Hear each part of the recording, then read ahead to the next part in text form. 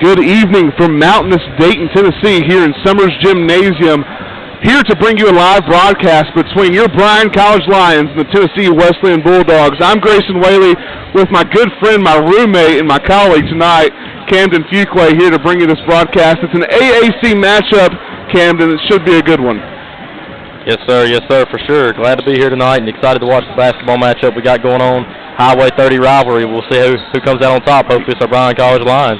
Yeah, for sure. And we talked about in the last game with the women, with Daniel, about how in the AAC there's just something special about it because teams are so close to one another. I mean, you may travel 8 hours at most in this conference, but here we got teams that are 30 minutes away from each other, and let me just tell you, they hate each other.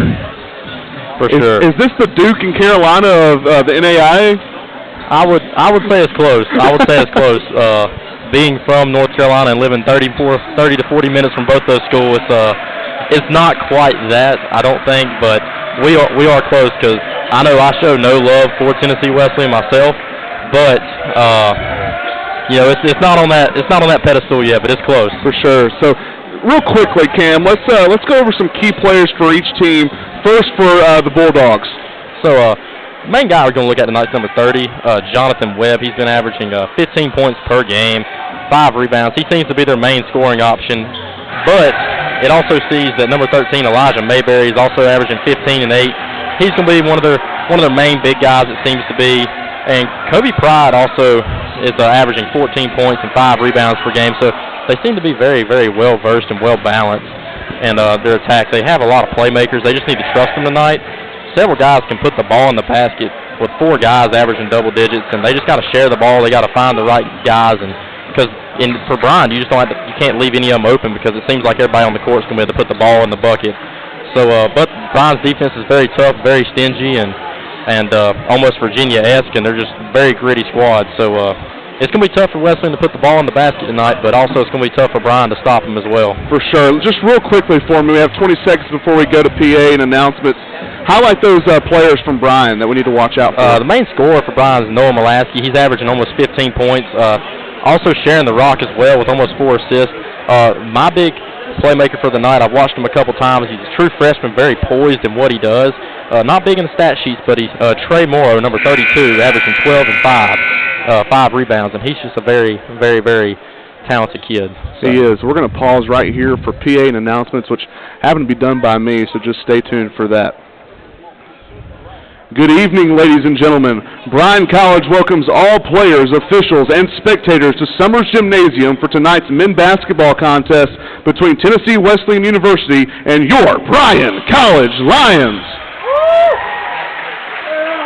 As a member of the NAIA and the Appalachian Athletic Conference, we're committed to the true spirit of competition, embracing 5 core values: respect, integrity, responsibility, servant leadership, and sportsmanship.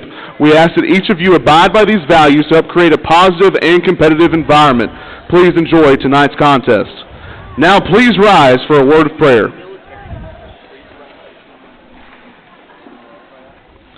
Heavenly Father, we thank you for tonight. Lord, we thank you for all your many blessings, your grace, and your mercies that are new every day. Lord, thank you for these men out here that get to play the game of basketball. I pray that you protect them, and I pray that they do everything for your glory and your honor. Lord, we thank you most of all for your Son, Jesus, who paid the price on the cross for our sins. In his name I pray. Amen.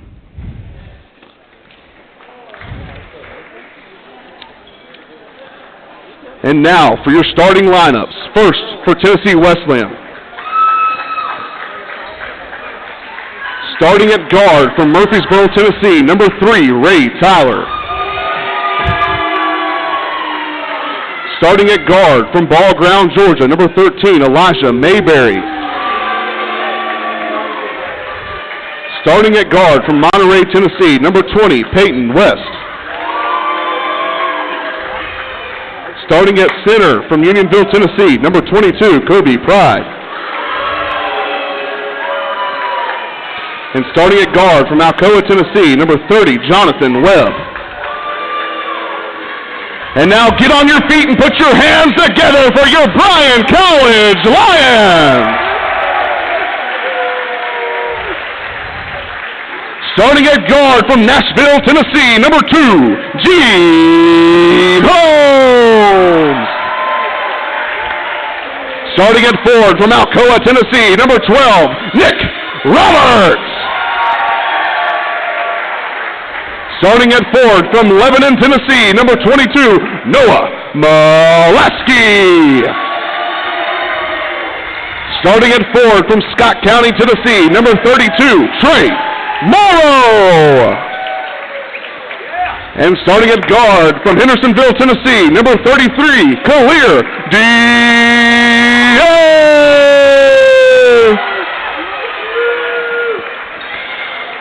Well, there you have it, Cam, for our lineups tonight. It's going to be a good one. This is an AAC matchup. Both teams are undefeated within the conference.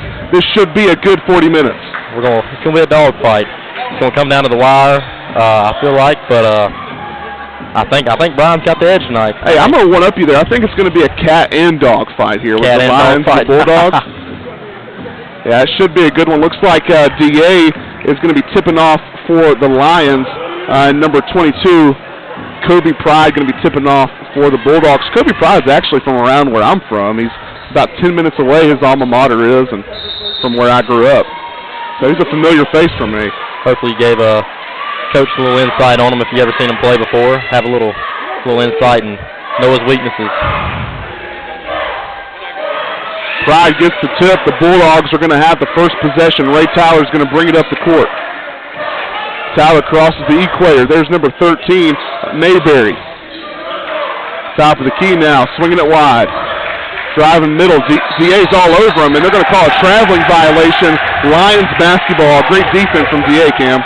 Great defense. Moved his feet, got in front of his guy, beat him there, and forced him to make a turnover. So here's Gene Holmes bringing it up the court for the Lions.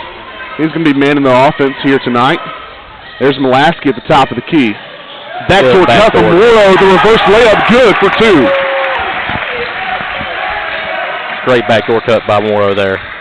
Peyton West now top of the key, going to swing it near side. Mayberry looking for the man down low, can't get it to him. Tyler trying to get some space, Holmes all over him. Gets the pick from Pride. Has a man in the corner wide open for three. Nothing but nylon there.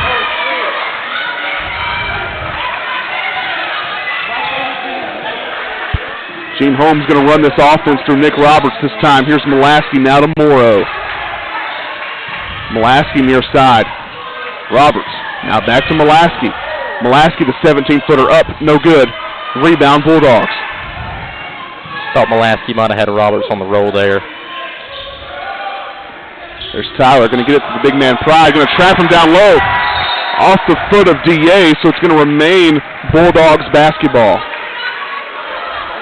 You know, Cam, we saw that same kind of defensive scheme against Reinhardt.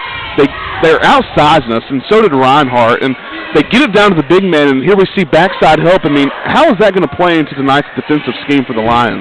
Well, they're definitely going to have to move a lot with the guards if they do that, because they're going to leave their option to leave somebody open. As we can see, Tennessee Wesleyan is not scared to shoot the three, so they'll have to move very, very efficiently and their help defense and close out very hard to make sure they get back on their shooters. So yeah, no doubt. I think it's a great strategy to try. You'd rather them beat you with the three, but you also have to be able to guard it as well. They are trapping them again. They're going to get a backcourt violation this time. It worked that time, Cam. That was more of a post trap. The side post player. The other side post player come in, trapped him, and the guard dug down and helped on the weak side. And here we have an inbound pass from Morrow on the baseline.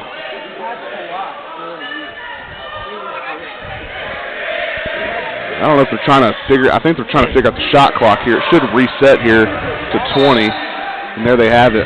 Morrow's inbounding. It's stolen by West. West up the court. Finds Webb. Webb up for the left-handed lay. No good. Rebound Bulldogs. That one's no good. Rebound DA. He's on the floor fighting for it. There's Holmes driving up the court. Morrow in the corner. The three is up. The three is good!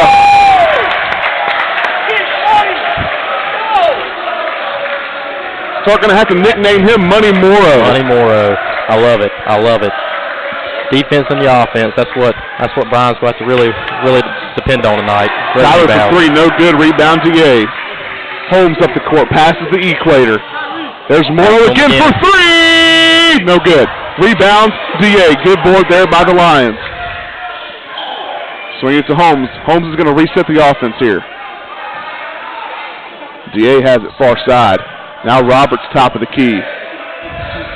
Holmes has it for three. Up. And good! Nothing but nylon!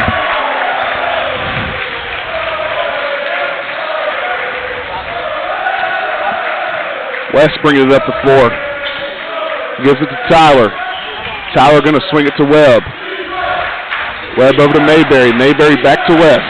West driving center court. Good defense there by Holmes. The student section for the Lions heating up there. Good reverse there by Tyler all around the rim, but it just doesn't fall in. Good defensive possession for the Lions there. Holmes kind of threw it there to the far side, kind of threw Morrow out of bounds. So it's going to be Bulldogs' possession.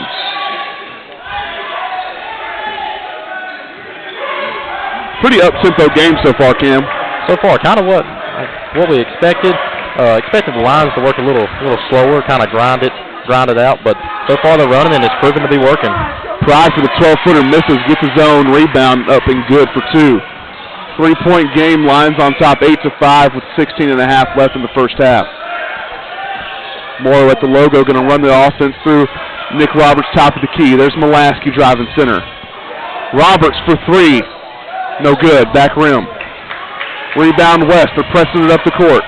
The crossover, the right-handed lay, the kiss, no good, rebound Roberts. They got numbers. Holmes going to press it, slows it down just a tad. The foul, and they're going to say no shot there on the foul. So foul is on the floor, and that's going to be the first team foul for the Bulldogs. So they'll be inbounding the basketball from the baseline.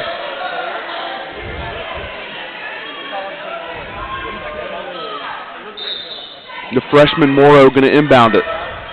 There's Mulaski in the backcourt just getting it inbounded safely. There's Roberts, the 15-foot J. Good! They just left them wide open. There was no contest to that or not. Good little short corner J by Nick Roberts. Take what they're going to give you, huh? That's right. That's right.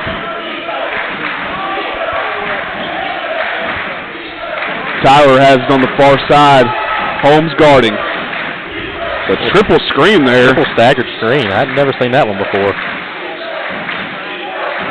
DA playing tough defense. They're going to try to trap in the corner.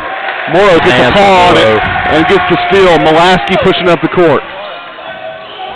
Mulaski for three from the logo. No good. Thought that shot was a little forced. Could have swung it around, gotten the offense, and found a better look. Webb in the corner for three. No good. Rebound. Okay, so they had the rebound there for DA, and him and Pride were kind of going back and forth in the jab contest. It ended up going out of bounds. Going to be Bulldogs basketball. Timeout on the floor.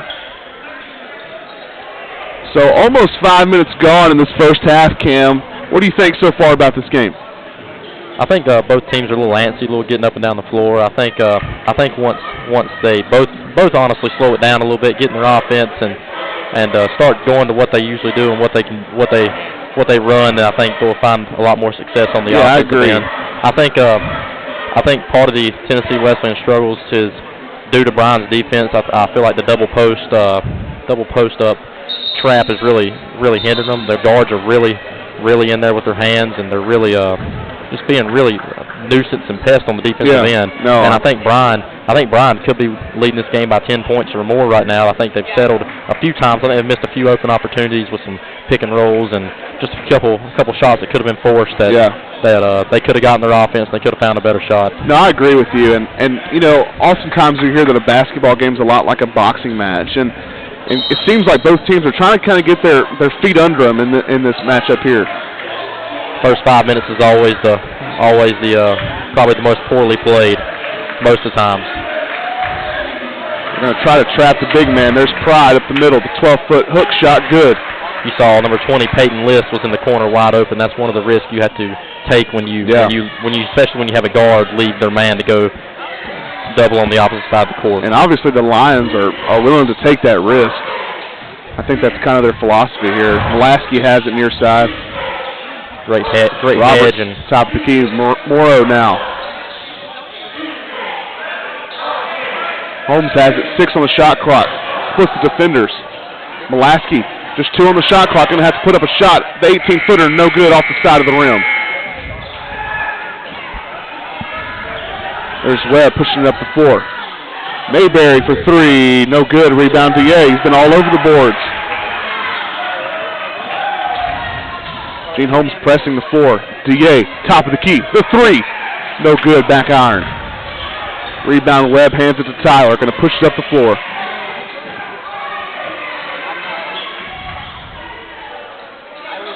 Webb swings it now to West. West driving baseline. Gets it to Mayberry. Mayberry has Tyler wide open on the left wing for 3. Nothing but nylon that time. The score's all knotted up at 10.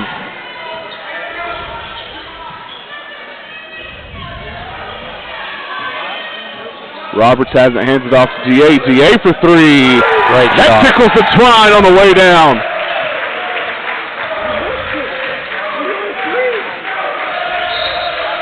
Kickball violation there on the freshman Trey Morrow.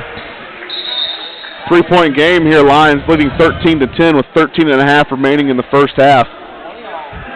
You can see Tennessee Wesleyan's really trying to play through their bigs, especially Kobe Pride down in the post. They're always trying to get a touch in the post, and if they're a high percentage 3-point shooting team, that's what they want. When the ball hits the paint, it increases the chances of hitting threes when it gets swung back out, and ultimately when the ball's in the middle, everything opens up on the outside because everybody has to collapse. So. Yeah, no doubt there. They're going to find Pride at the middle. He's at the elbow.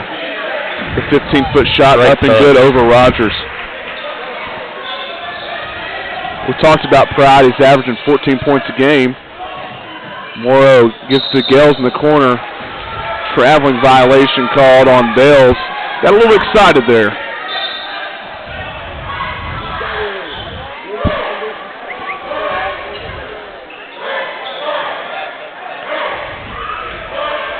West is slowly going to take it up the court this time. Mayberry has it. Playing all-around man defense here. Okay. Well, 1-3-1 match. Yeah, I was going to say, actually, looks like they switched it to zone. 1-2-2 kind of. Little matchup. Only 5 on the shot clock. Tyler has to find Webb. Webb for 3 up, and no good off the back iron. Mulaski rebounds. Mulaski's going to take it himself. There's Gales in the corner. A risky pass is going to get away from Grimes. It's going to be a backcourt violation on the Lions.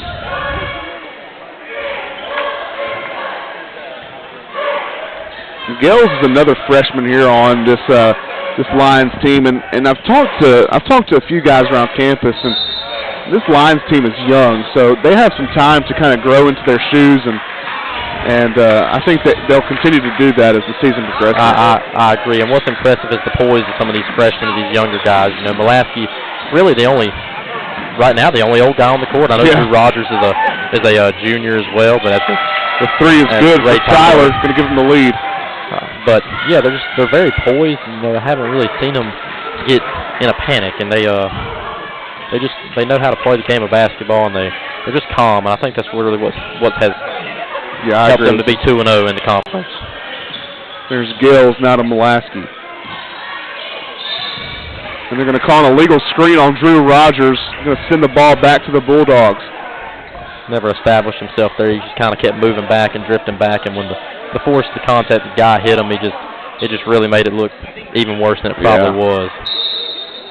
Just can't throw that back hit out there like he did there. No, not at all. It's the #1 thing the referees look for.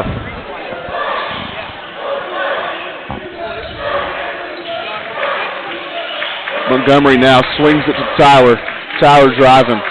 They are really trying to get that ball into Kobe Pride in the post. Yeah, that's definitely. They're trying to work with their big men. They do backdoor cut for Webb. Webb can't get it. Rogers scrambled on the floor for it.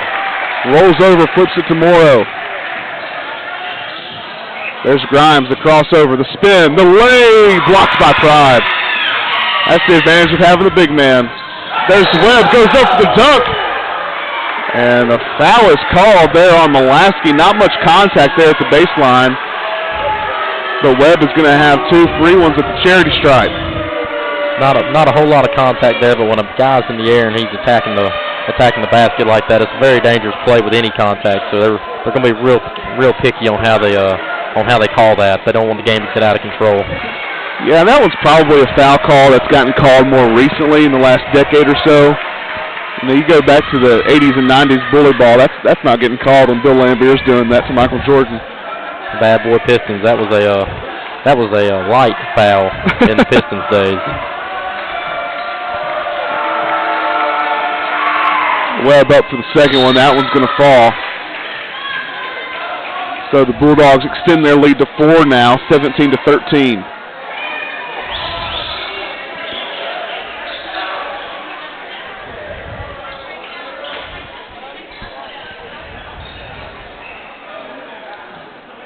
Holmes just slowly gallops up the court, gets it to Gales.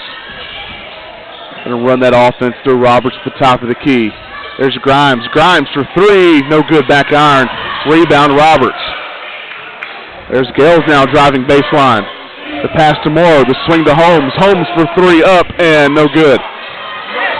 But rebound, they're going to call a foul there on Kirby Pride as Gales went up for that one. Great ball movement there by the Lions. They never settle. They passed up a good shot for a great shot. Looks like number 23, Darius Rozier, is going to be in for the Bulldogs.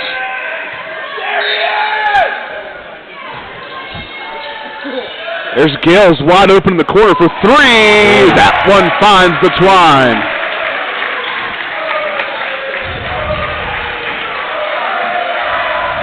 Webb with an answer. That's a big no-no. Can't lose your man, especially in transitions. Morrow has it at the AAC logo there on the far side. Driving right, gives it to Holmes now. Screen Morrow, swings it to Roberts. Roberts to Grimes in the corner. What a move by Grimes, the reverse, and wow, what a play by Caleb Grimes!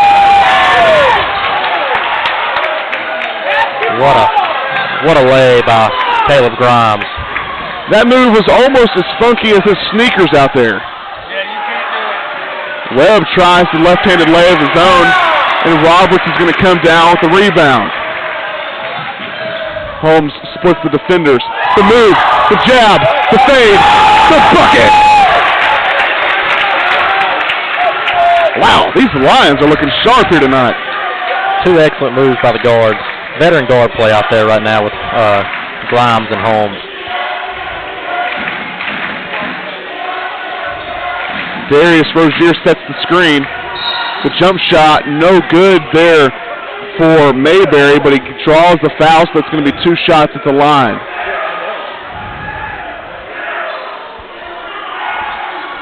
The score's all knotted up at 20, just over the halfway point of this first half.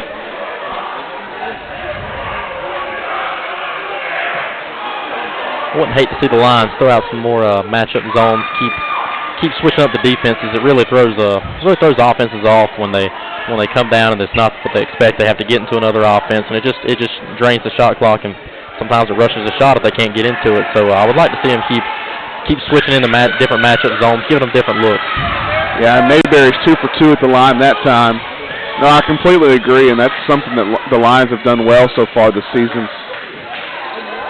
There's Gales. Gales looking for Roberts down low. He's going to have to kick it out to Holmes. Roberts top of the key. Holmes driving baseline. Tries to drive to the center now. Tries to get it to Morrow. And they're going to say the ball was off of a Bulldog. Although Trey Morrow didn't sell that one very well as he chased it out of bounds. Not at all. I was scared they're going to call it for when he actually touched it out of bounds. Yeah, he did kind of. It probably should have been Bulldogs basketball because he did touch that when he was chasing after it. But looks like Molaski's back in this contest as well as Khalil D.A. He tries to skip it to Noah Roberts, and Roberts smartly fouls Webb there at Oh, I say smartly, but they're going to call the intentional foul. What do you think about that call? I agree with that call. There was no play on the ball. There was no malicious to it, but it's kind of like the clearing the path foul in the NBA. That you took the ball out of the player's hand. There was no intent to get the ball. It was all just like an intentional foul. So I would agree. Of course, the Lions student section now is chanting "The ball doesn't lie" after that one falls off to the side. Webb for the second one. This one is good. So the score is extended to 3 now.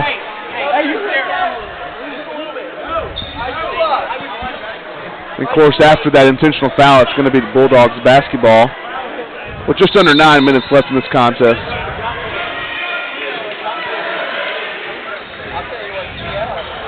Oh, good defense there by Mulaski. And draws the turnover, going to be Bryan basketball. That's one of those things that doesn't show up on the stat sheet, but makes a difference in a ball game. Very much so, very much so. You can't be, in Tennessee Wesleyan, you can't be lazy with your passes, lazy with the basketball. It will come back to haunt you against a gritty team like Bryan. They will stick around all game. Holmes with the hesitation, up and in. And it looks like Mayberry took a rough tumble there on the hardwood. A little shaken up, but he's going to get up and continue in this contest. See, those are always scary, Cam. Of course, as a former player, I mean, you know that when you go up in the air and your legs get swept out from under you, you got about a split second in your head just realizing, oh no. It's a scary feeling, especially if you're up high in the air and like he was right there. Just not a good feeling at all. As it looks like the Lions have really switched up the defense again, but they fortunately forced a turnover, but they did leave the weak side open for a baseline cutter to get in there and almost have an open look. Mulaski did a good job recovering right there. They had an open look, but the pass was just a little too high, threw it into the net. So Lions basketball, Roberts has it, hands it off to DA. DA for 3, no good. Rebound Mayberry. It's a great back cut to set up the pick and pop there a little bit. Tyler trying to find a hole in the zone here. Going to swing it to Mayberry. Gale's all over him. Gale switches now to Webb. The shot from Tyler up, no good. And big rebound there from Gales. Gales is now going to press it up the floor. Now Roberts has it. Roberts going to come here near side. Mulaski moving well off the ball. Roberts, the wide open 3 look. No good. Rebound Mayberry.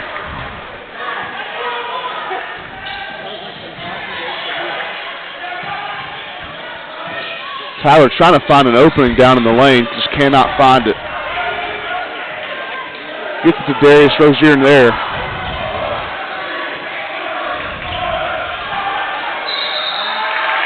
A traveling violation called on the Bulldogs, going to send it the other way. Man, as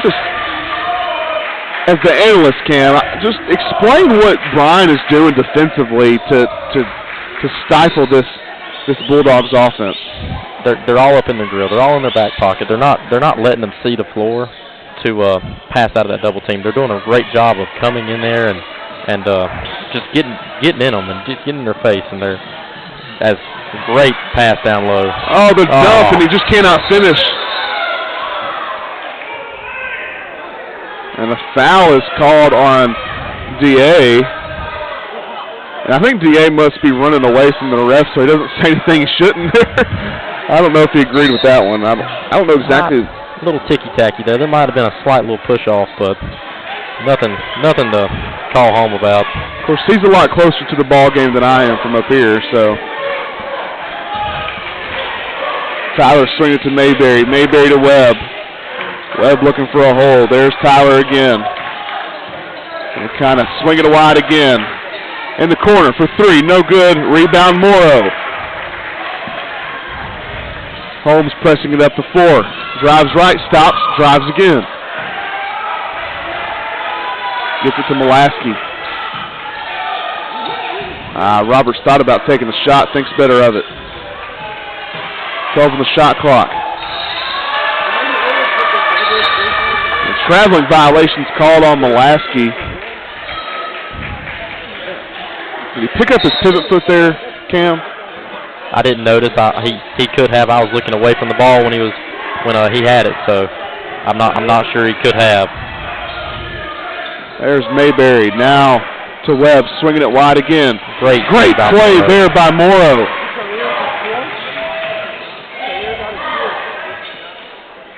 Swinging it to Holmes.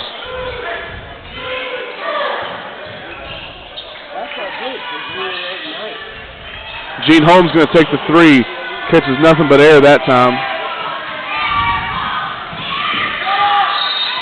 Webb tries to drive, and they're going to call a carry. That sends the ball back to the Lions. I mean, it just seems like both of these teams are swinging at each other on the defensive side of the court.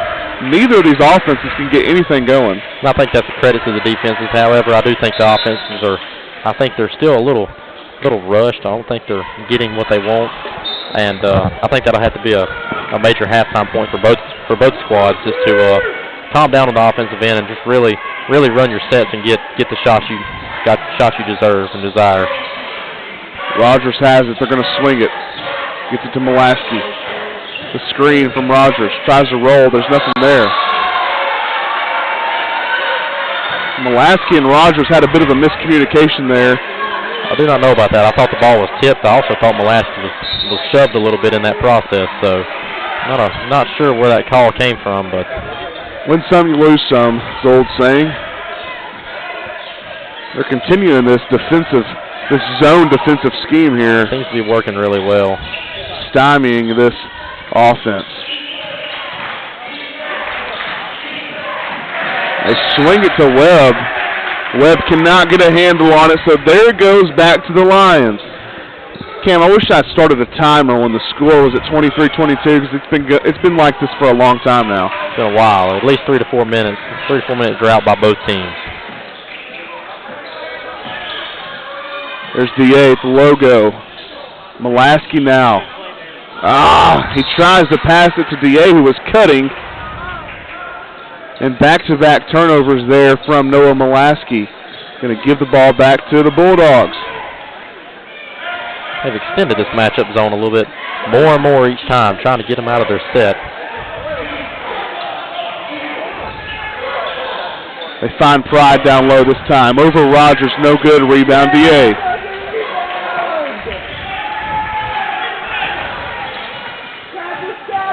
DA up with the left hand. He gets to the basket and finishes. Great blow-by and transition there. So the Lions take over the lead with just under 4 minutes left in the first half.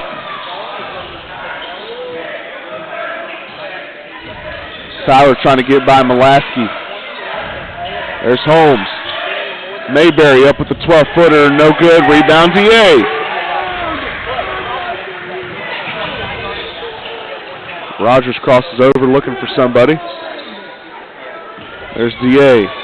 Mulaski now has it just behind the logo. The deep ball, no good. We mentioned earlier, Mulaski is averaging 15 points a game. Not sure how many he has tonight, but it just seems like he's trying to force his way into the offense instead of letting the offense work its way to him. He's trying to force himself in there instead of just scoring when the opportunity presents himself. So I think if he lets the opportunities open up for himself, he's going to find himself back scoring 15 to 20, maybe even in the last 23 minutes of this ball game.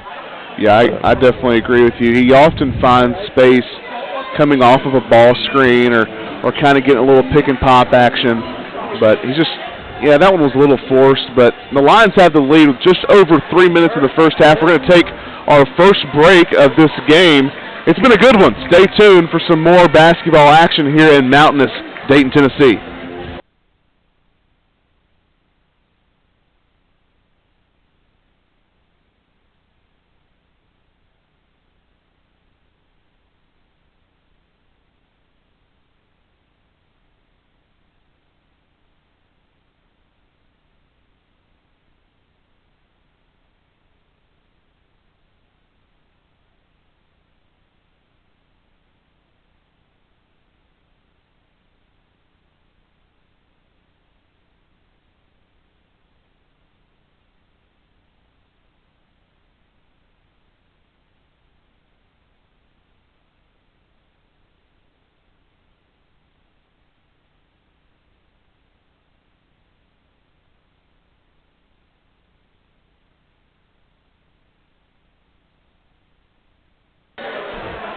We're back here from the timeout break in the Bulldogs. West is going to inbound it for the Bulldogs. Just over 3 minutes remaining here in the first half.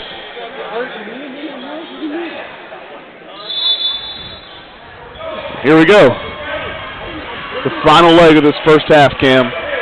Looks like the Lions are coming out in man-to-man defense. I'm glad to see them switch out of the zone, give them a different look for this last 3 minutes of the half. I think it's a really great. There's Mulaski the poke. The steal from Mulaski. Gets it to Grimes. The extra pass to Morrow. And no foul is called. They just called it out of bounds on the Bulldogs. Some people would say he was mugged. There's Mulaski, the 15-footer just long. Mayberry pushing it up the court now.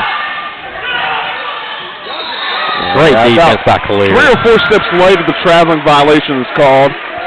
We give the ball back to the Lions.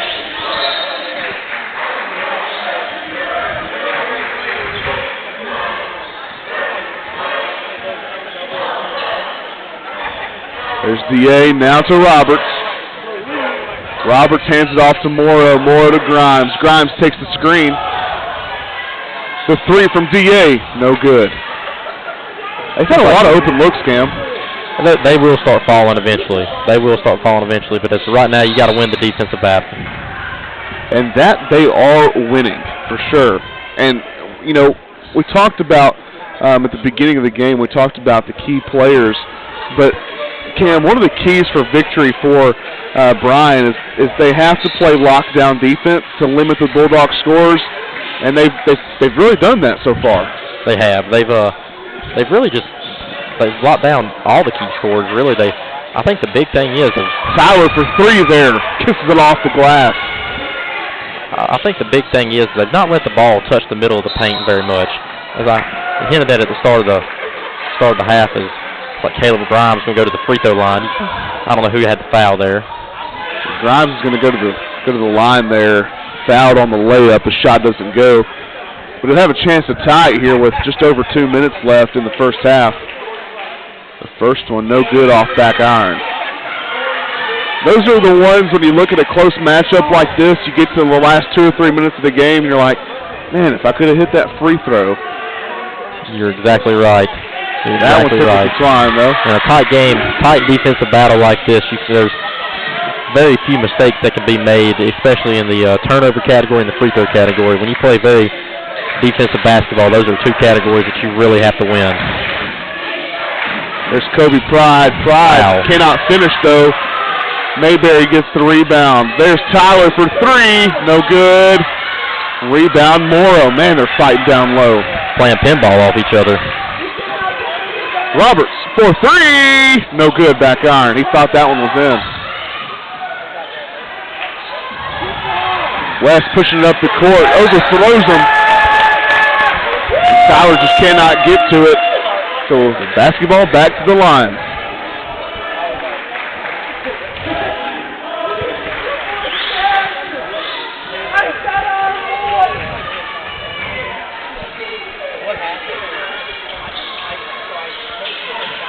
Roberts has it, hands it off to DA.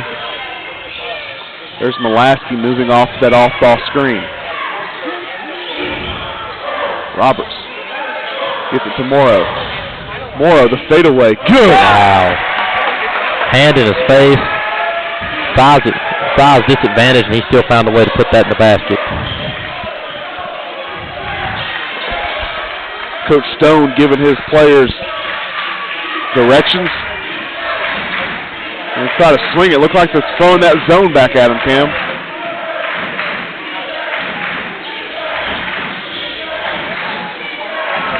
There's Webb for 3. And a foul is called on the shot, so Webb will have 3 free ones with just 38.3 ticks left on the clock. That's a backbreaker there for Bryan. They played great defense. They defended the middle, defended the paint very well. You notice that might have looked like good ball movement, but when you're in a zone like that, the ball needs to touch the paint to really break everything up, and they just bailed them out. That's a backbreaker right there for the Lions. As we hope Jonathan Webb just really misses these free throws right here and going to the half with a lead come down and have a great possession. The first one for Webb is up, and no good.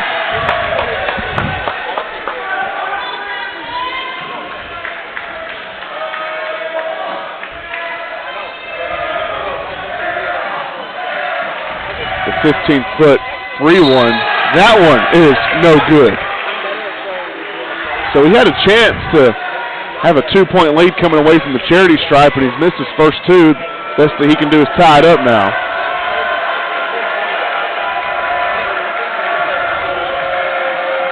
The third one up, and no good. 0 for 3 at the line. Gales goes to drive by Mayberry, and a foul is called on the floor. And that's only the 4th team foul for the Bulldogs. Still have a few to give.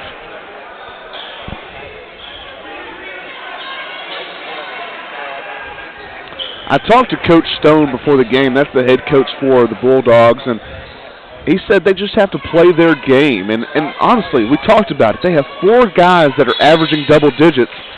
They've been playing their game, but the Lions have been playing really sound defense to keep those scores from getting it in the bucket.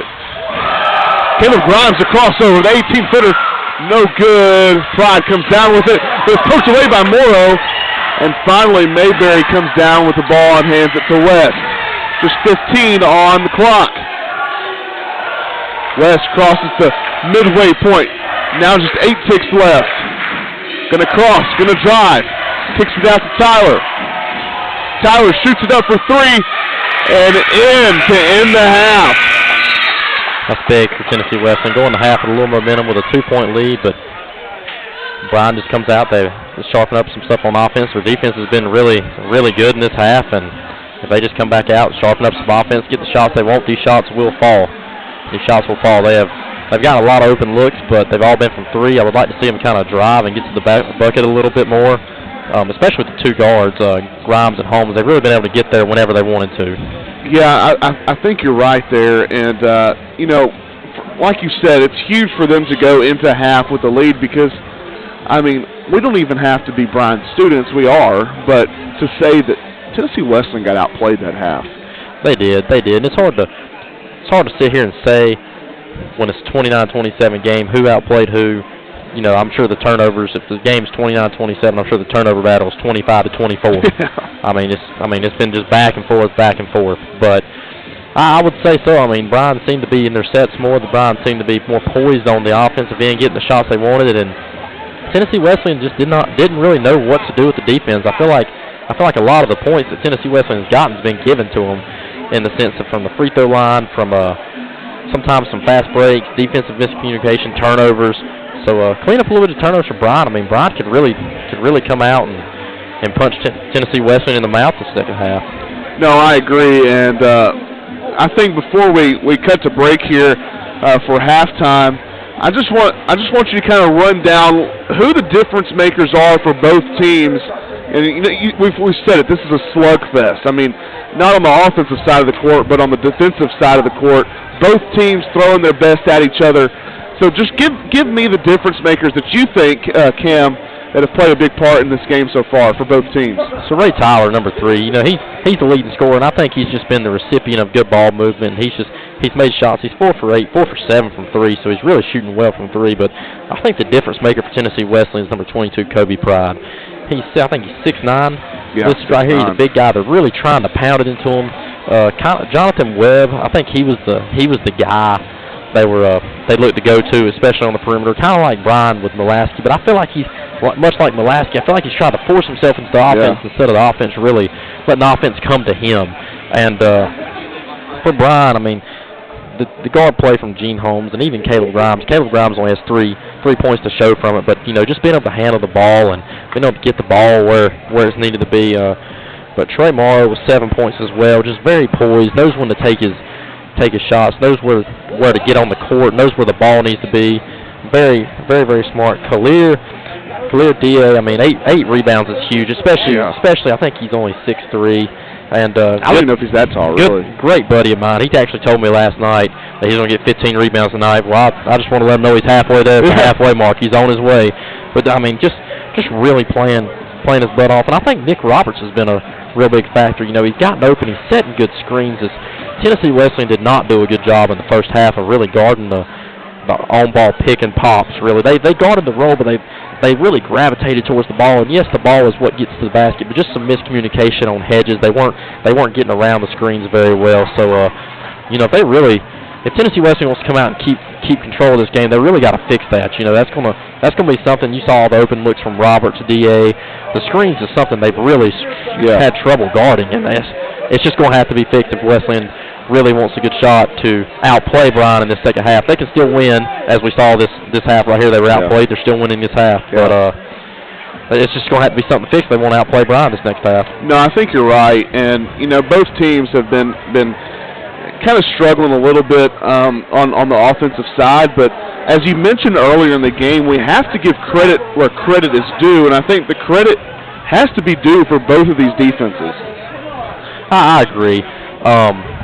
I do think some is the defense. I think some is offensive miscues. I would like to see Bryan settle down. I think there was a couple of transition shots where there was no passes. And it's fine if you're feeling it. But you just gotta be smart and pick and choose where you take it. But I feel like Bryan had a lot of open shots that's going to fall. They're going to fall.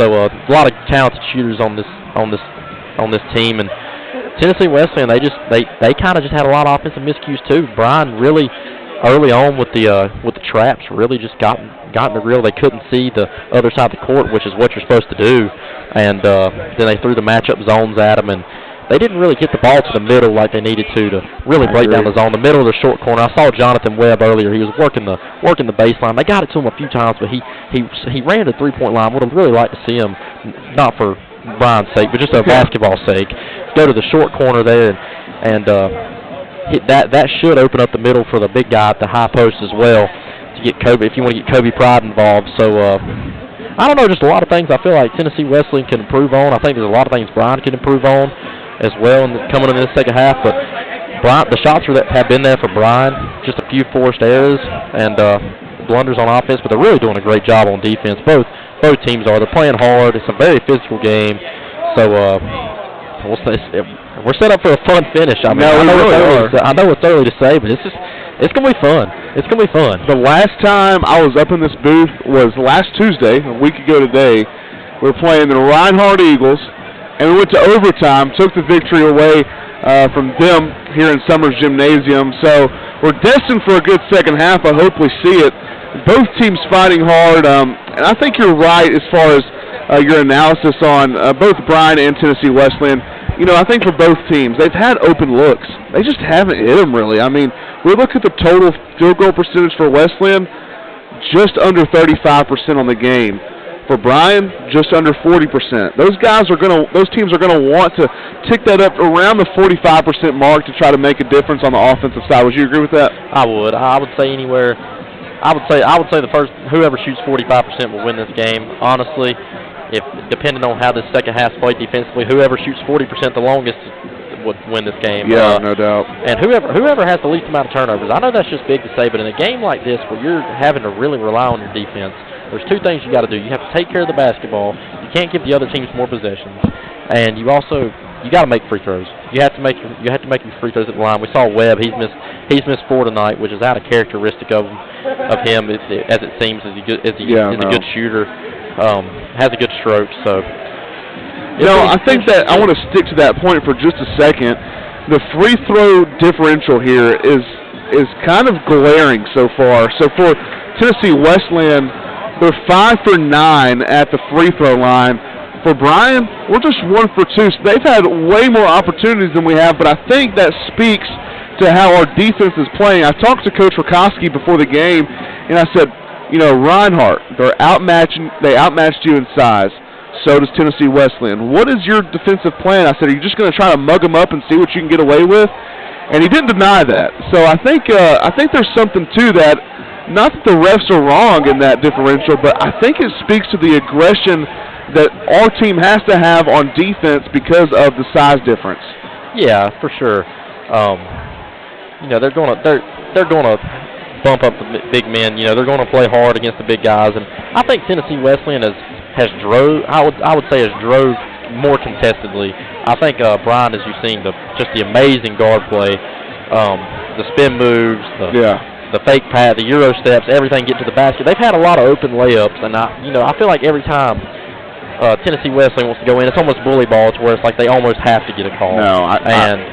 But I think it is. I think it is the defensive mindset. I think when you're smaller, which I am a smaller guy, I played when I played smaller against bigger opponents. Yeah. I always like to rough up guys. You got to find what you can get away with.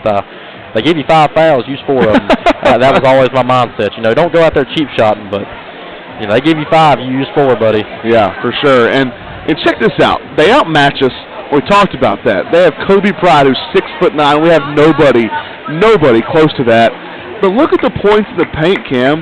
Us, we have 10 points in the paint. Them, just 2. I mean, think about how that speaks to how we play defense in this game.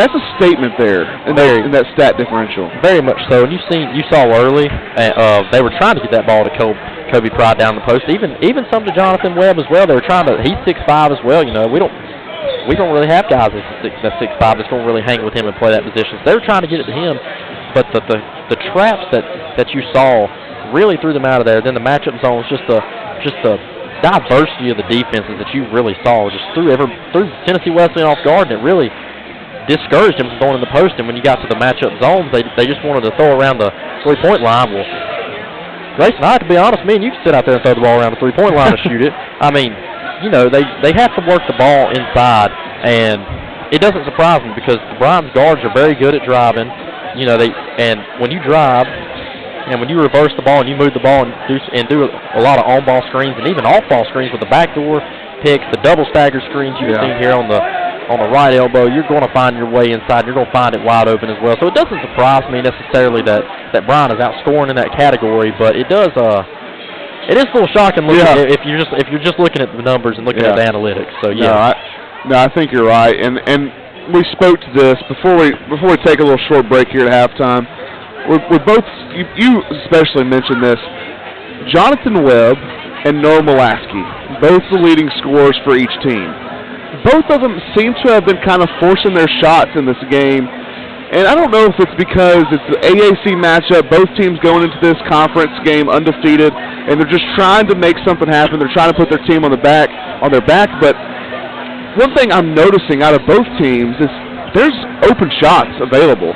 We just haven't hit them. Nick Roberts has had a few open shots. Khalil Diaz had a few open shots. And even Noah Molaski, he's forced several, but he's had some open shots. And same for Tennessee Wesleyan. I can't tell you how many open shots Jonathan Webb's had that just have not fallen. And this guy, he's someone who averages 15 points a game, almost 16. I just have a feeling as we walk into the second half that for both these teams, those shots are going to start to fall a little bit. I would agree, and sometimes, it's inevitable. They've game planned for each other. They've watched film. They know what each other can do. So, when you step into that limelight as the leading scorer, as the leading threat, they're gonna come after you. They're gonna attack your weaknesses. And sometimes, as the leading scorer, you really got to realize that sometimes you don't have it that night. And not saying they don't. It's only been a half. They can find it this half, and they can both score 25 points. Yeah. But sometimes your job isn't to score 20 points a night. Sometimes your job is to be that threat to score 20 points a night because you got guys like Luke Morrow who also that's his name, Trey Morrow. Excuse me. I was looking at Luke Burrows here from Tennessee West. I was looking at the wrong thing. I apologize. But Trey Morrow who can score 20. You got Khalil who can step out and shoot 3. You got guys who can score. And sometimes your job is to find those guys. As it says right here, Noah Molaski almost 4 assists a game. I would like to see him, not force his shot as much and really find his other guys. And the same for Jonathan Webb is you got 3 other guys that score triple or double digits. Yeah. And sometimes it's just to be the decoy and just find guys and attract guys to you. So I think that's a big thing going into this second half is don't force it. Trust your guys. Trust your playmakers, like we said for Tennessee Wesleyan. And I think you're going to find yourself in a good, successful place. Yeah, I agree. Well, we're going to take just a short break before this halftime concludes. I think good analysis there by my partner, Cam Fuquay. But stay tuned. This game is just a 2-point game coming out of halftime, 29-27, Wesleyan on top. Stay tuned for some more good basketball inside of Summers Gymnasium. We'll be back in just a moment.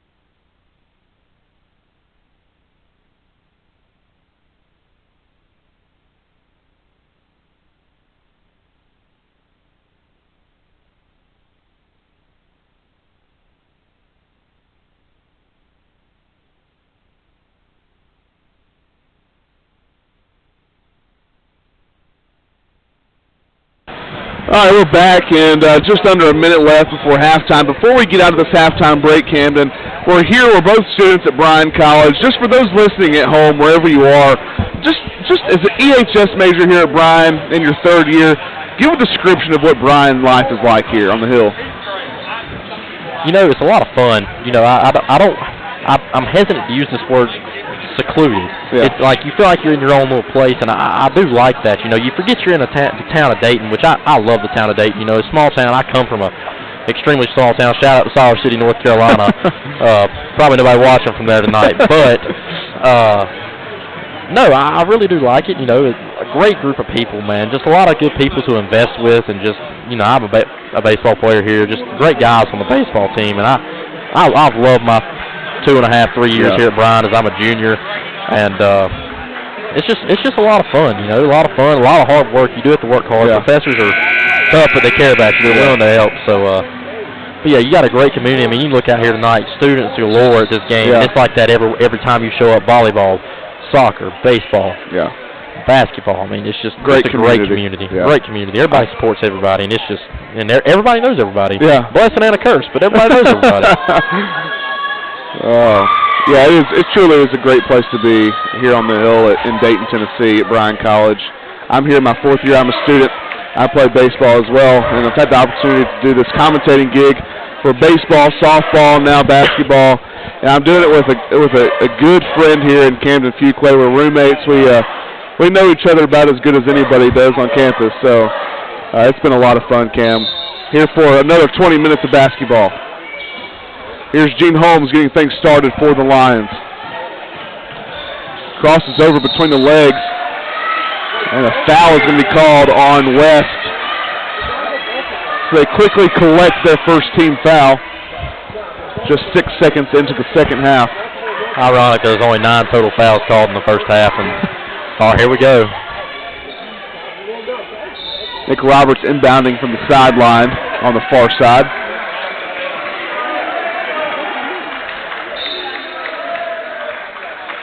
Going to get it into Gene Holmes. Crosses back across the midway point. There's Noah Molaski at the NAIA logo. Going to swing it wide. Here's Holmes. Morrow thinks about it. He's going to back up Webb. He goes up for the shot. Some contact. Rebound DA. Puts it up. Just cannot finish. Rebound Holmes in for the basket. And one. Gritty guard play by Holmes there. Not a lot of guards want to be down there on the baseline trapped with the big men, and he went down there, stole the ball from, I think it was Mayberry, maybe? Yeah, I think so. I think it was Mayberry, and he just ripped it right from him, went up with it, absorbed the contact.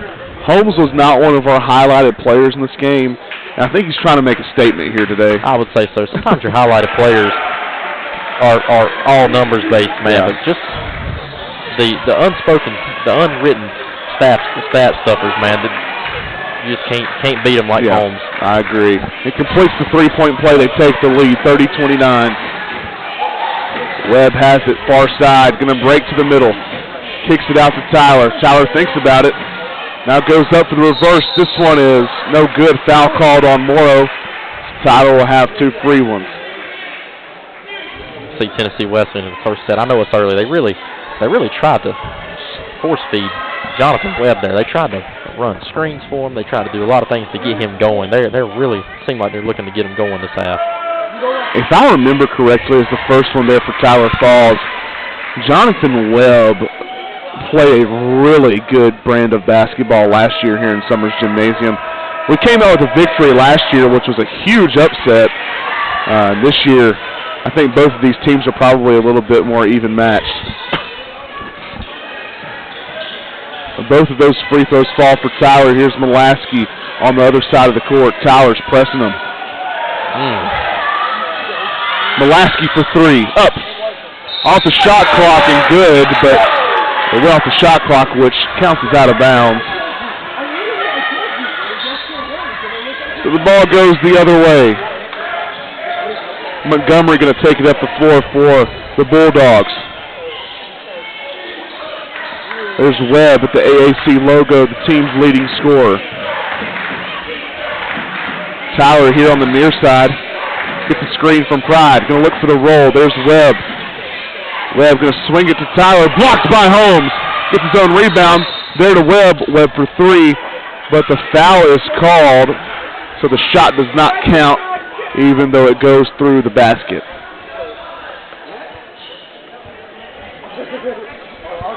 Some tempo to get things started here in the second half, Cam.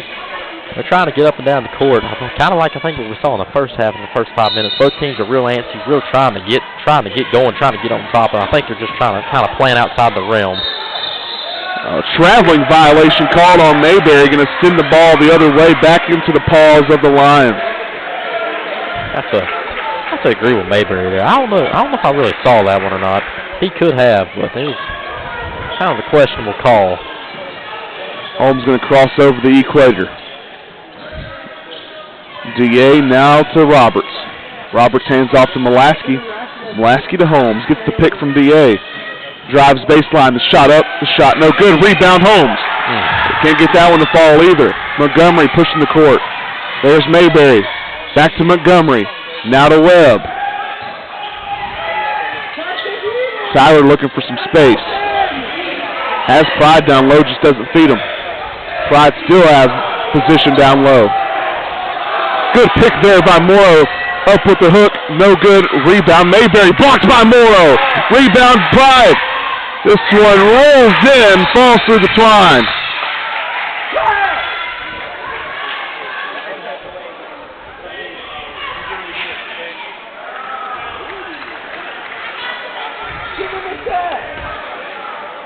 And a delayed game is called on Mayberry there, I guess, for tossing the ball after making the shot.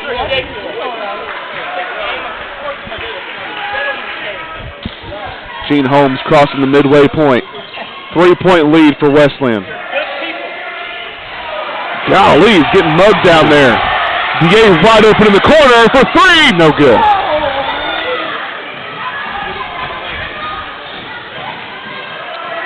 Wow, Tyler, coast to coast.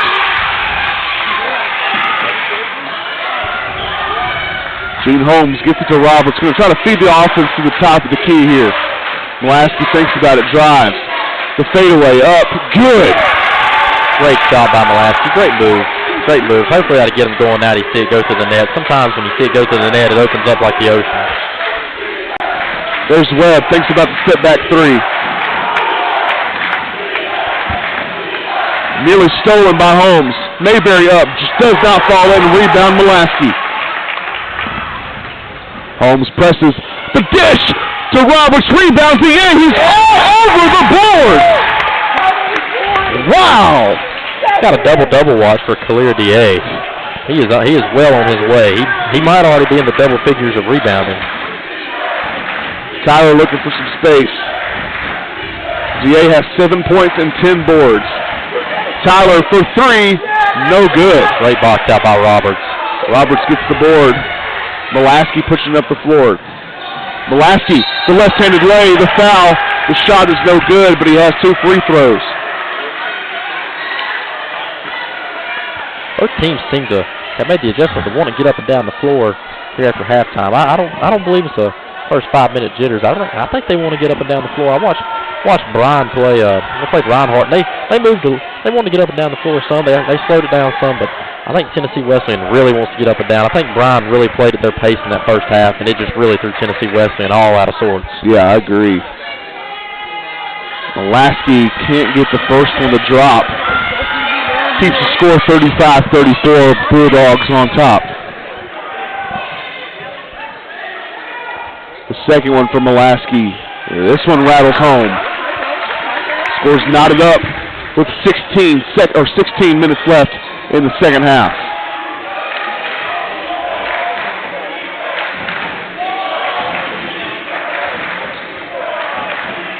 Here they are, Cam, in that zone again. Mayberry gets it. He drives in. Foul is called on Roberts. Going to put Mayberry at the line.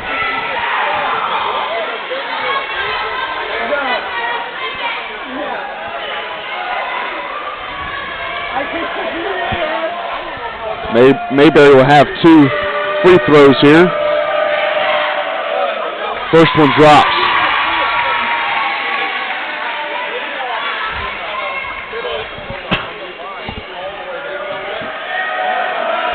Second one from Mayberry. Drops as well.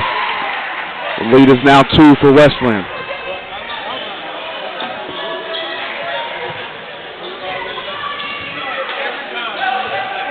Morrow drives baseline.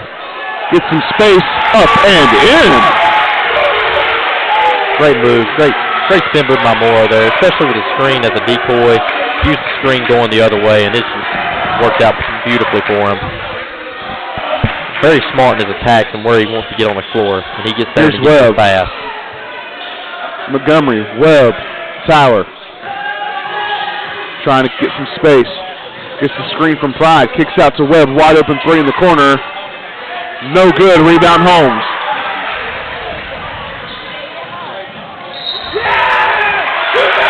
And a body check foul is going to be called on number 30, Jonathan Webb. So that's the 4th team foul for the Bulldogs in the second half. Both teams quickly racking up fouls here in the second half, Cam. Almost have surpassed the foul count in the first half just right now. Got to get it in. They finally get it into Holmes.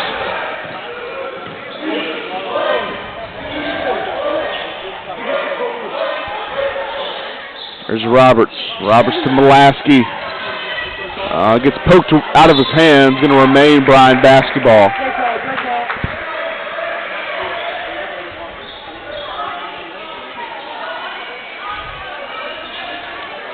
So Mulaski's going to inbound it. Pride defending the pass. Roberts catches it. Dalen Gales wide open, can't get it to fall. Wow, what a rebound by Holmes. Tipped back by DA. Mulaski for three. Good!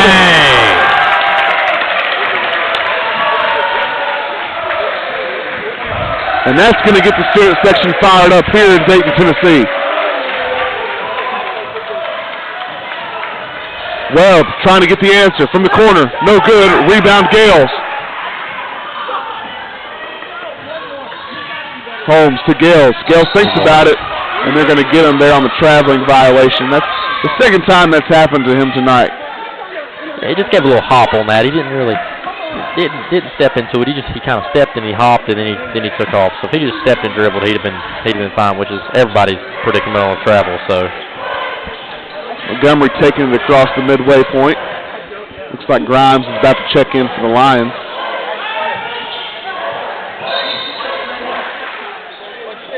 Foul is called on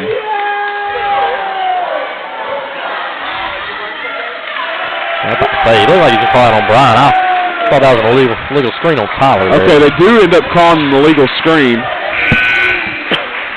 And it's going to be on Ray Tyler, the sophomore guard from Murfreesboro, Tennessee. So the ball is back in the paws of the Lions. Grimes checked in for Holmes. Going to give the starting point guard a rest. Roberts to Mulaski. Mulaski swings it. A lot of motion here. Now to DA. Back to Roberts. Now to Mulaski once again. Back put by DA. The reverse. In for two. All the smoke and mirrors and distractions of the motion up top. Everybody forgot about DA slipping in the corner, got the baseline cut, and we'll reverse lay to score. 5-point lead for the Lions. Ray Tyler gets the screen. Webb trying to get the ball. He finally gets it. Kicks it back out to Tyler. The kiss off the glass in for two for Tyler, and the Bulldogs cuts the lead to three. Having just a great offensive game, and I think he's at 18 points right now. It's a great offensive game. Shoots it very well, and that was just a great little floater right there. Here's Grimes on the far side wing. Moves to the middle. The floater from 12 feet, no good. Webb's going to slow things down here. Montgomery, top of the key, driving left. The wide open left-handed layup in for two. cuts the lead to 1. Just 12.5 remaining in the second half. And Caleb Grimes is going to call a timeout on the floor, and that's going to take us to a short break. The score here in Summers Gymnasium, 42-41 Lions on top. Stay tuned for more basketball action.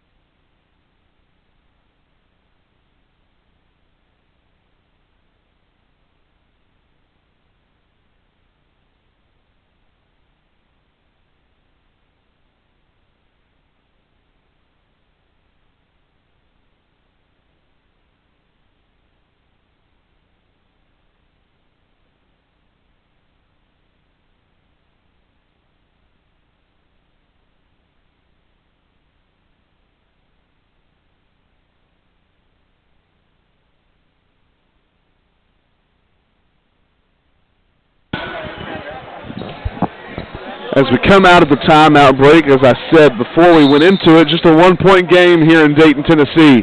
Coming down to the wire with just 12 minutes remaining in this contest. Caleb Grimes. D.A. Mulaski drives baseline. Tyler all over him. The fadeaway from Mulaski. No good. Rebound, Rozier. Montgomery kicks it up the floor. The outlet pass. Webb, wide open three. That one tickles the twine. Finally gets a shot to fall. Would have loved to see Morrow stay on his feet there when he closed out. He left his feet, gave the opportunity for Webb to really regain itself. There's Mulaski.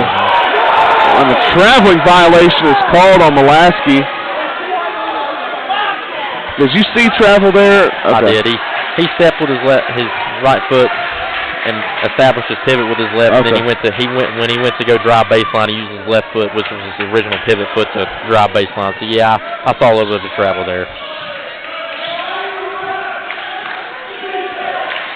Montgomery here. Better the matchup. Out of Tyler. Yeah, they're back in that zone. Good point, Cam. Wide open three from Montgomery. This one doesn't fall. Rebound Webb, though. Rozier looking for some space.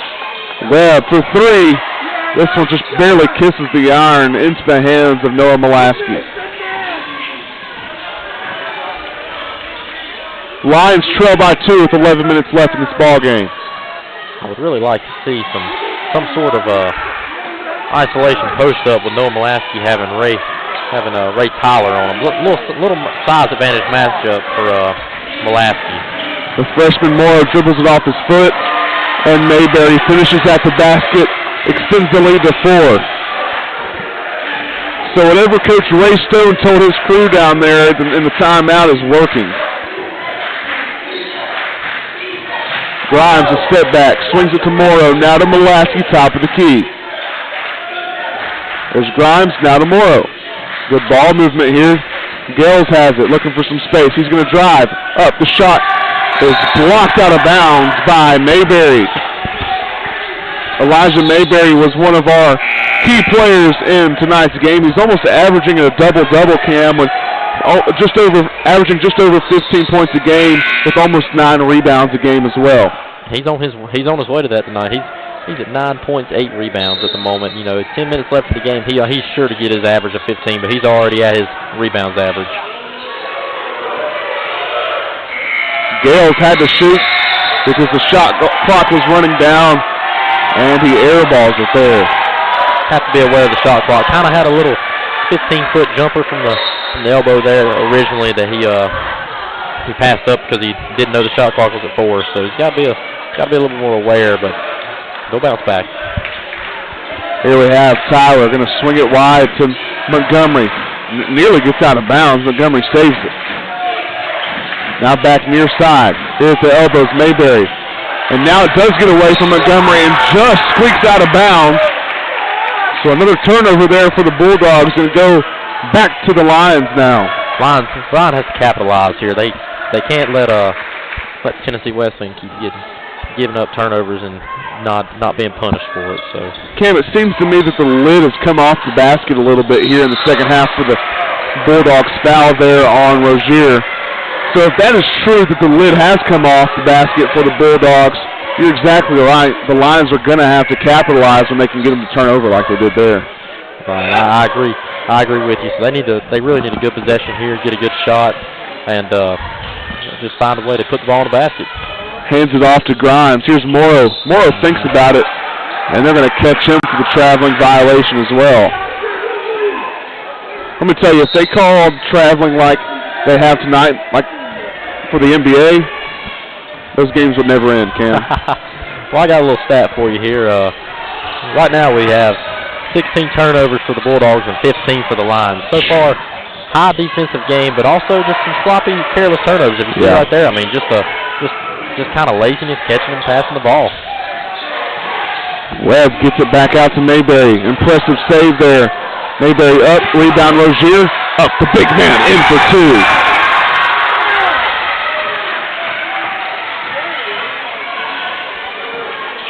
Roberts has it top of the key. Roberts, the 15-footer, all around the rim, and that one falls in. Great shot. The shooter's touch is what they call that, right? Shooter's roll.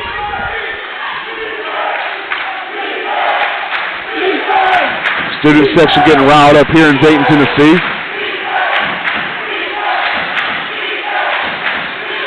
Going back to that zone concept. Gonna swing it wide. Here's Montgomery, goes in for the layup. No good. Falls in. What a tough lay. 6-point game now. Holmes crosses over. There's Roberts wide open for three. No good. Had a wide open low, just can't get it to fall. Mayberry, the low block. And a traveling violation is called on Mayberry.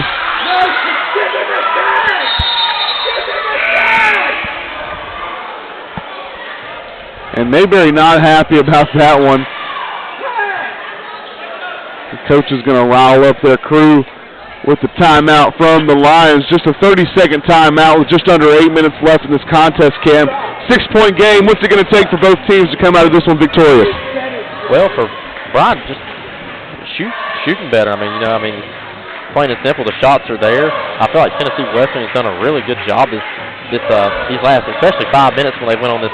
It's almost been a big run. I can't even add up. I know it was a 9-0 run at one point, but they've really extended the defense, made the offense play from the volleyball line instead of playing from the 3-point line or 2 or 3 feet behind it. For Bryan, they're just going to have to, or for Tennessee Wesleyan, they're just going to have to. They're not hitting shots as well, but they're capitalizing on the mistakes that Bryan's making more than Tennessee Wesleyan, or more than Bryan's capitalizing for Tennessee Wesleyan's mistakes. Yeah, I completely agree there. So just under 8 minutes left in the ball game. The Bulldogs up 6. Gene Holmes is going to take it up the floor for the Lions.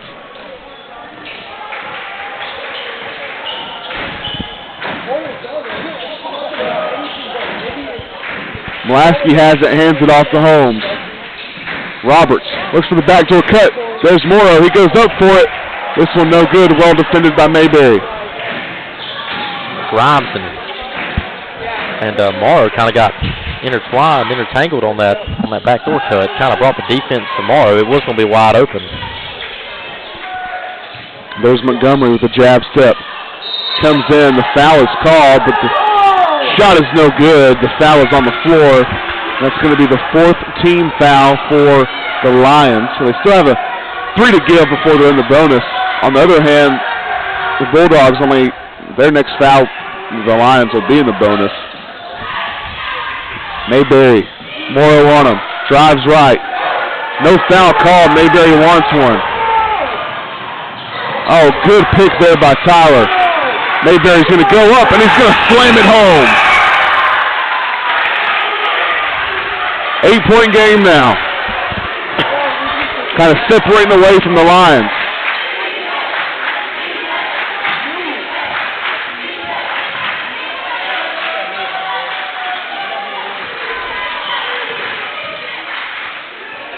The 13-foot shot, no good, back iron. Rebound, Bulldogs. Coach Stone going to slow his offense down here. Going to put it in the hands of his best scorer. Out of Rozier. Rozier to Tyler. Drives baseline. Goes up with it.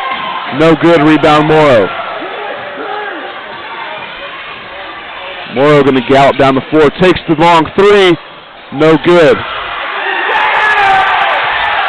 In that situation there, you have to have a better. You just can't let that happen. Bad offensive possession, bad transition defense. That just can't happen. That just. Rozier went up for two there on the layup, as Cam said. Poor transition defense, and it's a 10-point game, just like that. In a game like this, where you're shooting 40%, sub 40%, you really can't. It's hard to give the green light to somebody to just come down the court with somebody in their face and just shoot a three at the top of the key.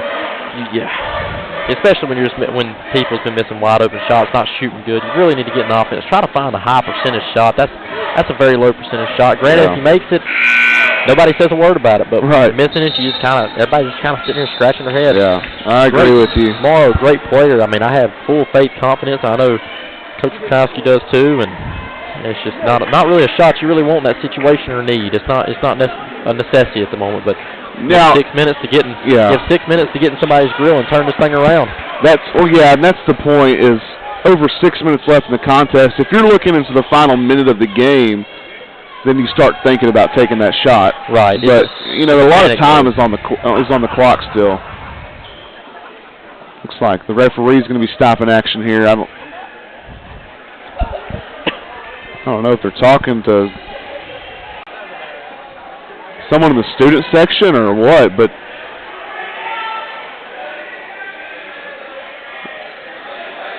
yeah, looks like Coach Don Rakowski gave him the zip your lip motion there. Who knows what was said down there? Oh, poor pass by Holmes, nearly stolen. Gets it back. 15 on the shot clock. There's Morrow. Morrow to D.A. D.A. driving right. Grimes on the left side. Mulaski for three. Just short. Rebound Webb. And it just appears to me, Cam, I know there's a lot of time left, but that Tennessee Wesleyan's locking up on defense and they're scoring their opportunity on offense. They are. And it's not too late to go on a run. Basketball's game's a run. Wesleyan's on theirs now. Bryan's got to stop it, and they can go on a run themselves. There's Montgomery. The double clutch lay. And a late blocking foul is called by the far side referee. And it's called on Caleb Grimes. And he's going to give 2 free ones to Montgomery. I think the referee just kind of blindly threw his finger in there and called a foul on somebody. I feel like that's a bailout call. Yes, was it a good move by Montgomery?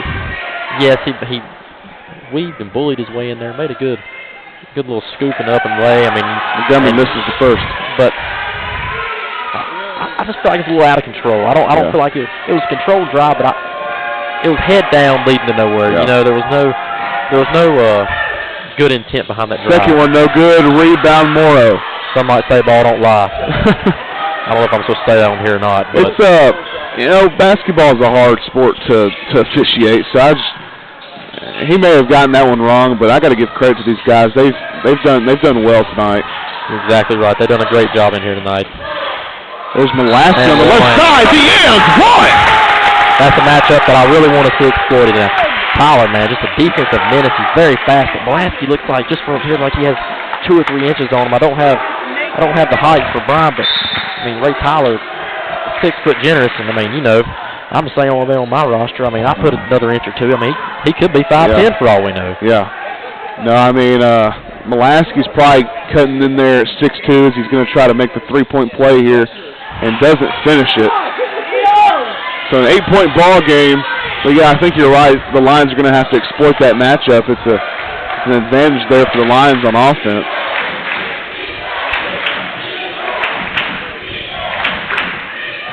Webb, far side. Now Mayberry. Back to Webb. Webb steps back. The three-pointer, no good, but they're going to call a foul on the shot.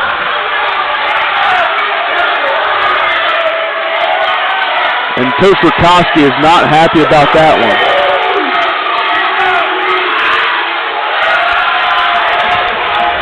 And the referee's going to go over there and try to calm him down. And Kim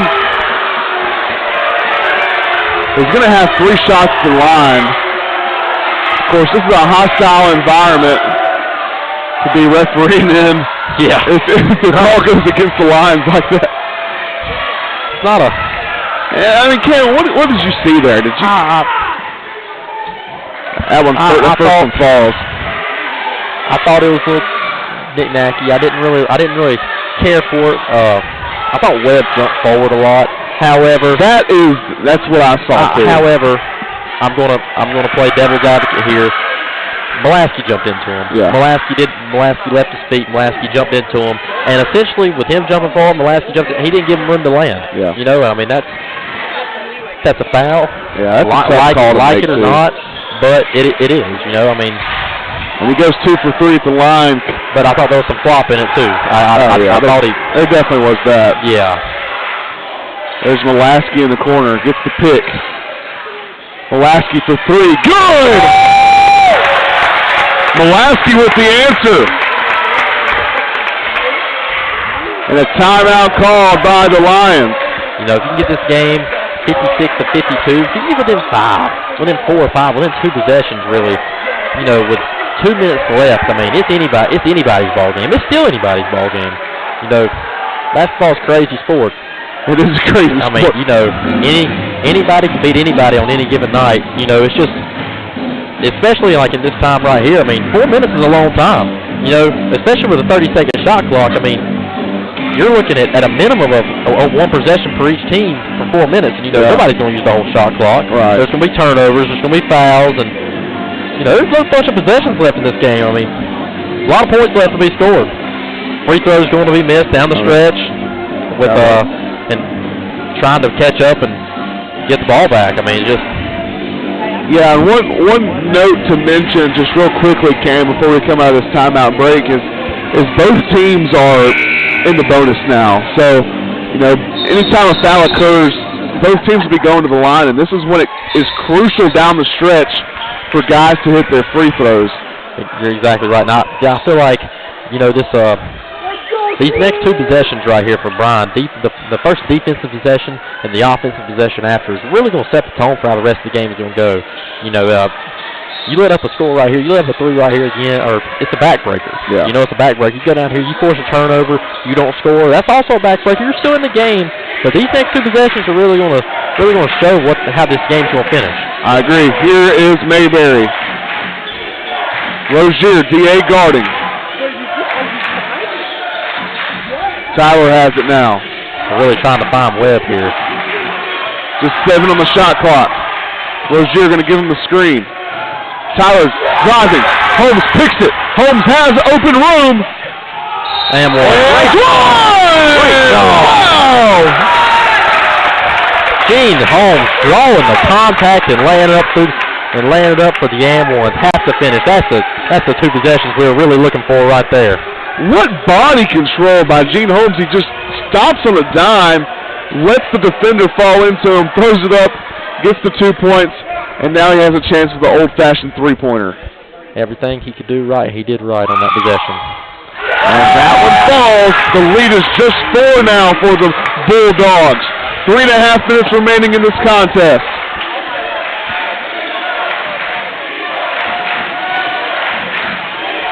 There's Montgomery driving. Gets Bales to jump.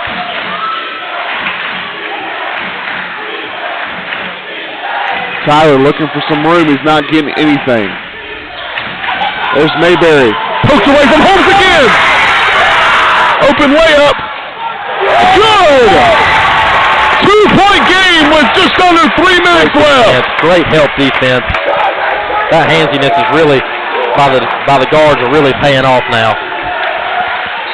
Timeout called by Coach Ray Stone. Going to try to rally his troops with just under 3 minutes in this contest. And you spoke to it, Cam. You said, and I quote, basketball is a game of runs. And sure enough, Bryan has theirs. Now it's just a 2-point game. You want to be the last team to go on a run. You want to hit your stride. This is the fourth quarter of the second half. The fourth quarter of the fourth quarter. Yeah. And this is where you want to hit your stride. You know, a lot of games are lost in the last 5 to 6 minutes of games. Last 10 minutes of games. You know. No, it definitely is a full timeout here. It really to stay right here. It's just too interesting not to. It's just 2:48 remaining in the contest. Both teams in bonus. The Bulldogs have a 2-point lead, 56-54. And just talking about that score, that is usually a testament to a defensive game, right? 100%. You know, I'll sit here and I'll tell you right now, I'll openly admit to it on the broadcast. You know, 56-46 or 54-44. A 10-point game in this game felt like a 20-point game. It's like watching Virginia basketball. When you get down to Virginia, if you're down by 5, times it by 2, you better double it, because that's how much it's down by. And that's just how it felt like. The lid was off the basket. Momentum was on Tennessee Wesleyan's way. And just credit to tomorrow on the defensive end for just getting in front of his guys. Just Gene Holmes just getting in there, not fouling on the reach-in, just getting in and just finishing down the other end. Just great job. Exactly right. Montgomery's going to slow things down here. The shot clock starts now. 2:41 on the clock. I think it's key to note they went back into the matchup zone after being in man and after going on that run. There's Montgomery. Going to swing it back to Tyler. Back to Montgomery. Mayberry has a shot. No good. Rebound Morrow. Great defense by Khalil D.A. Got a hand in the face. Didn't foul. Crosses the equator. D.A. has it in his hands. Now Morrow at the top of the key. Going to hand it to Grimes. 2-point game. Here's Gene Holmes. The pick and the pop. Mulaski has it in his hands now. Mulaski up for 3. No good. Mulaski really needs to get inside with the smaller opponent on him. They need to find a way to clear out. He can spin and pin, get on a block, and just go to work. Yeah. Here is Montgomery. Calling the play. Student section getting riled up for this one. Just a minute 45 left on the clock. Mayberry has this one. Crosses over. Takes the 20-footer. Good. Huge bucket there for Mayberry and the Lions, or in the Bulldogs. Holmes with the move. The foul is called on Mayberry, and that's going to give Holmes 2 free ones at the line. That was a great take. He rushed it down the floor, saw his defender was backpedaling and kind of panicking, just took it to him, drew the foul, now he goes to the line. And then I'm telling you, Grayson, in this situation, when you're down by 4, 3, however many, when you get under 2 minutes, when you can score with the clock stop, it's huge. Yes, you're exactly right. And Holmes will have that opportunity here. Holmes, deep breath. Glares at the back of the rim. Shot up. Shot rolls around. No good.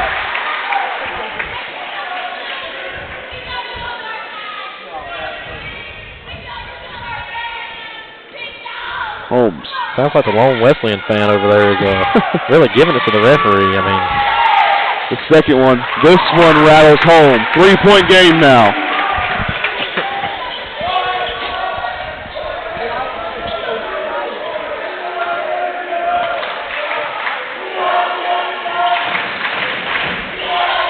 Pokes away.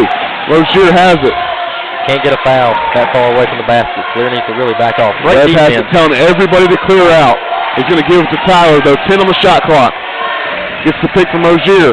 Rozier rolls, doesn't give it to him. There's Montgomery for 3. No good. Rebound Webb. Webb wants the ball back. It's not given to him. Montgomery wide open over the basket, but it's blocked by Caleb Grimes.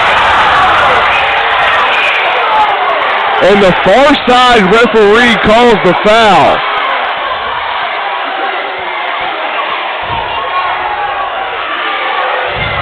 Now, Cam, my dad used to officiate basketball, and he said his biggest pet peeve was when the play was right in front of him and the referee across the floor calls the foul. I agree. I'm not going to sit here and say that it wasn't a foul. I know he got him with the body. Thought he made the block first. You know, it's kind of like I kind of look at it like a defensive pass interference in football. You know, if the ball's tipped first, it's fair game. I thought he blocked the ball first, and they just caught him with it. However, just a great hustle play by Caleb Grimes, and you know, just with the haste, with everything going on, they just lost Montgomery down in the bottom, and you can't do that in that kind of situation. Yeah. That's the kind of back-breaking mistakes that really hurt under 2 minutes. They do, and here's Montgomery to try to extend the lead to 5 with 50 ticks left on the clock. This one misses. It's going to be a push by Rozier on Morrow. So Lions basketball, 4-point game. And that's going to put the Lions at the line. And that puts them in the double bonus. So they'll have 2 shots here for Morrow.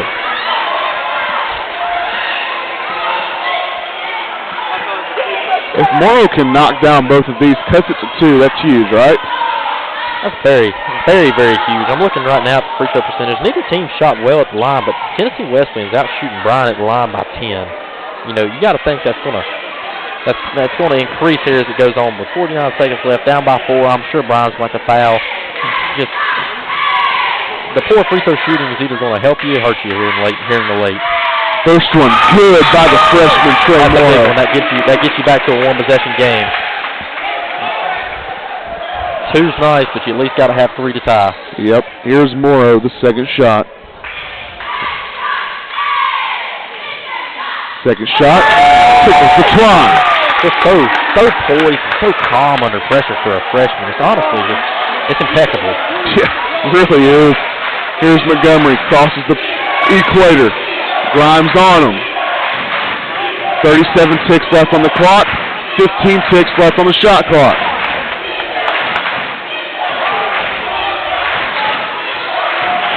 Here's Tyler, trying to create some space. There's Montgomery. He might have walked. Montgomery spins. Stolen. A foul is called. A foul is called on number 32, or 23 rather. Darius Rozier with the foul. Okay. I was trying to find him there. So Darius Rozier with the foul there, and it's going to send the Lions back to the line with a chance to tie this ball game.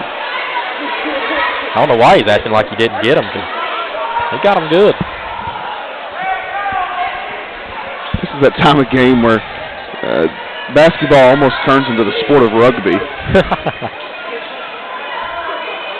I know this from playing. You never think you foul somebody. Oh, no. As a referee, I feel sorry for him. They can never please anybody.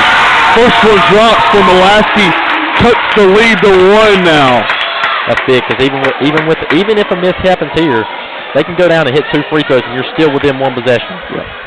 The second one. Good. That was great to have right there. Tie ball game. 20.3 on the clock. Montgomery going to take it up the floor for Tennessee Wesleyan. Timeout called by Ray Stone and the Bulldogs.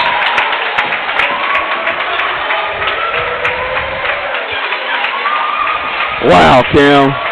It just doesn't get much better than this, does it? Not at all. Not at all. Curious to see what Coach Stone's going to do. I see. I was just going to look. I see number 22, Kobe Pride, checking back in the game. I just figured they'd have to get the ball back to him. You know, he hadn't been in the game this whole time. It's the comeback as the Bryan Lions have stormed back from down by 10 or 5 minutes to go, and I just couldn't see them not having him a part of the final play. You know, he's just great touch around the rim. You can see why he's one of the main key players that are outlined for Tennessee Wesleyan. So if I had to guess, they're going to try to give him a touch, whether that's going to be to score or whether that's going to be able to set up Webb. But however, with the way Webb's been shooting, I don't know if I go to him. I think I go to Ray Tyler maybe and right behind. But you know, if Webb's your best player, I mean, it's kind of like in baseball. You're gonna live and die by your ace in these situations, and you know, if I'm Bryan, I'm really keying in on pride. You know, if you can deny that pass to Pride on the way in, that's great. You got to really find something to get them out of sync. You can't let them get the open shot, and that's just the thing. You got to really defend the inbound. But if I'm gonna guess, they're inbounding it right here. I'm gonna guess they're gonna try to find Pride down there on the block at some point. You got to really deny that entry pass hard. So if I'm clear, I'm fronting him, and I'm hoping my help defense is in the restricted area right there, and they try to throw it over. You gotta intercept it from the back. No, I agree, and this is a tie ball game. Important stat to note here: Noah Mulaski, he's the second leading scorer for the Lions, 4 fouls. So the next foul he commits, he'll be out of this ball game, regardless if it goes to overtime or not. I'm about to say that's big, considering free basketball is on the line here. Mayberry inbounds it to Montgomery, or to Tyler, rather. Tyler makes a move, looking for space, can't find it. 10 on the clock. There's Montgomery in the corner for 3. Good! Wow, and just sucks the air out of this gym.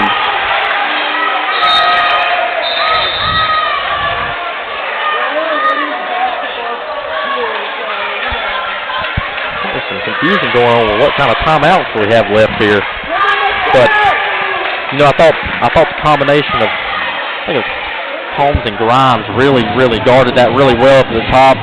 Whoever was on Montgomery, I didn't really look. I think they sunk into help defense. They kind of watched the ball a little bit, and they left Montgomery wide open enough to knock down a shot to potentially win the game for Tennessee Wesleyan. You know, I mean, that's one thing. Montgomery was in the first half. I have the stats right here. He was didn't even shoot.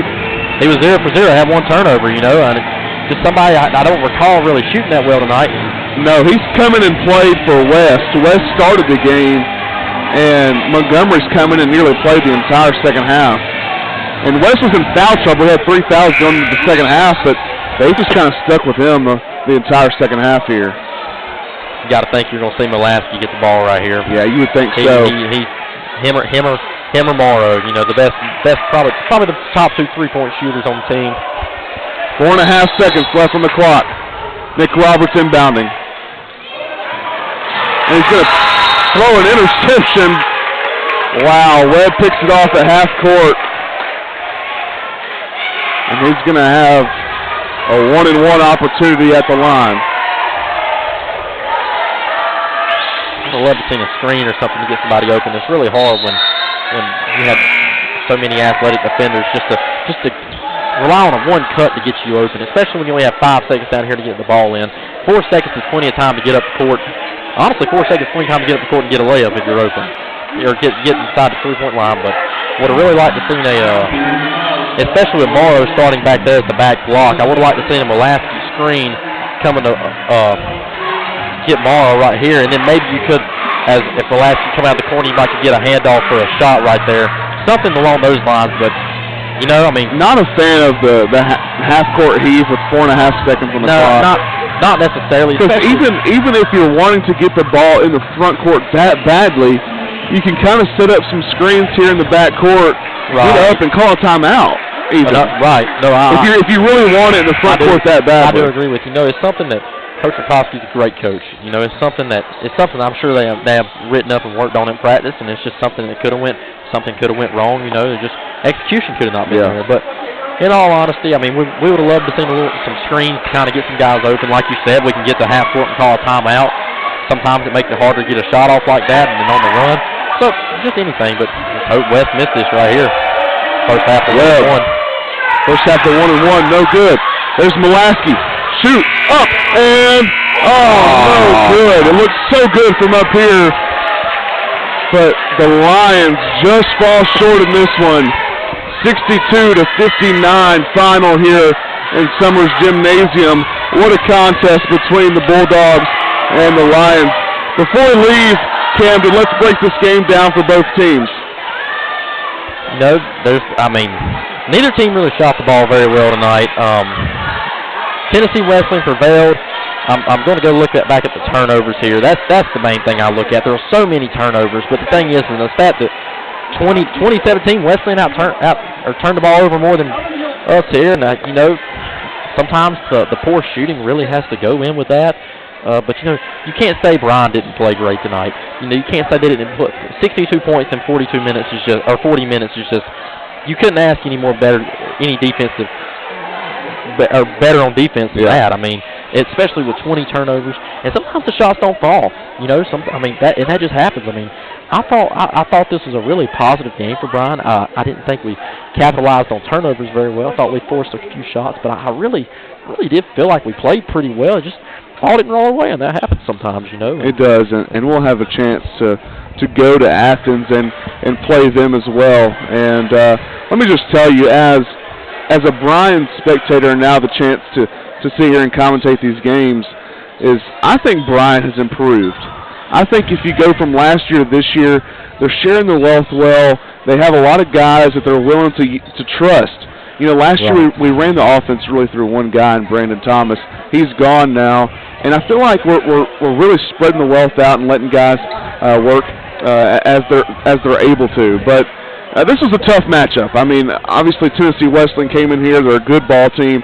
I talked to Coach Rakowski before the game. He said, when I ranked them, when I voted on the coaches poll, I put them in the top 3 of this league. So obviously a good ball team. They came in here. They got the job done here in Dayton, Tennessee in Summers Gymnasium. And the final score is Tennessee Wesleyan 62, your Lions 59. Good matchup here. Thank you for tuning in. For Grayson Whaley, I'm with Camden Fuquay. God bless and good night.